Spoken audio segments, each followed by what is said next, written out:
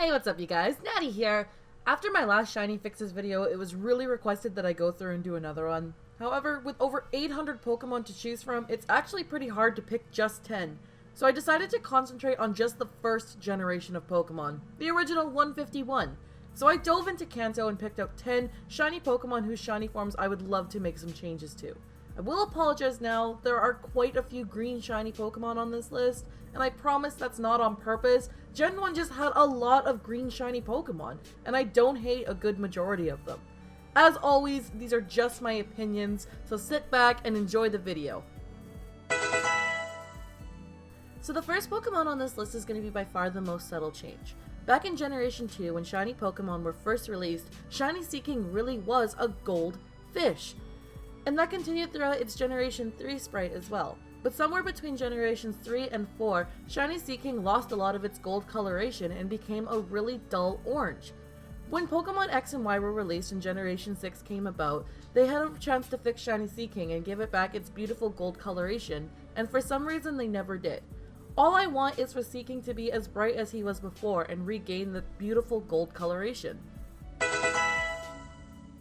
So, a really cute thing I always loved about the gender dimorphic Nidoran line is that the shiny forms swapped colors with each other. From Nidoran male to female to Nidorina and Nidorino, even Nidoking pulled his weight and took on Nidoqueen's gorgeous blue palette. And then Nidoqueen had to pull some Beyonce level diva moves and change her shiny color palette up totally.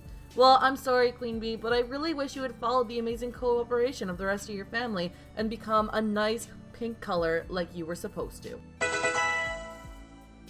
I've always really liked Dodrio. Back in the original episode of the Pokemon anime, Dodrio was portrayed in a rooster-like fashion, being the Pokemon that awoke the house with its cry standing on a roof.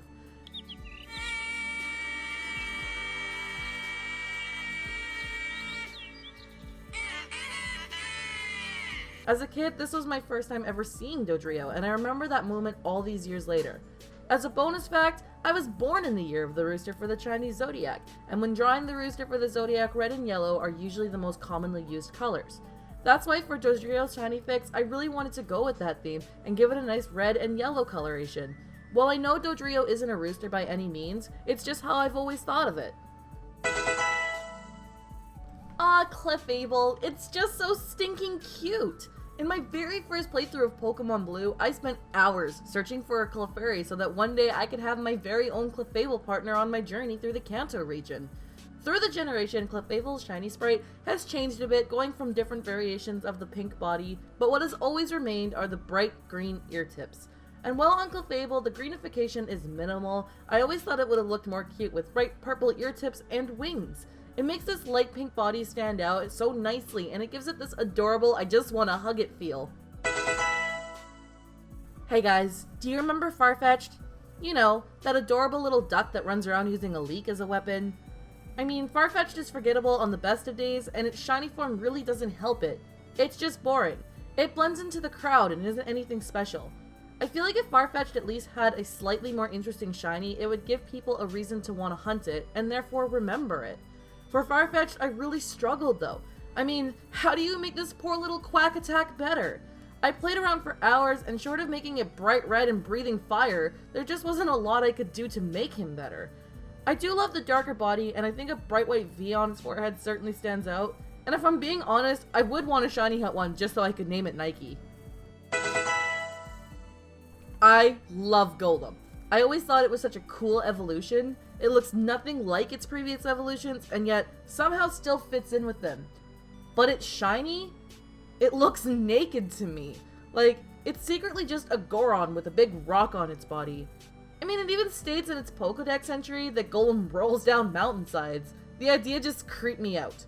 By darkening Gollum's rocky body and slightly darkening up his skin a little bit, it lost that creepy naked feeling for me and actually looked pretty cool, like it's been rolling through volcanic ash.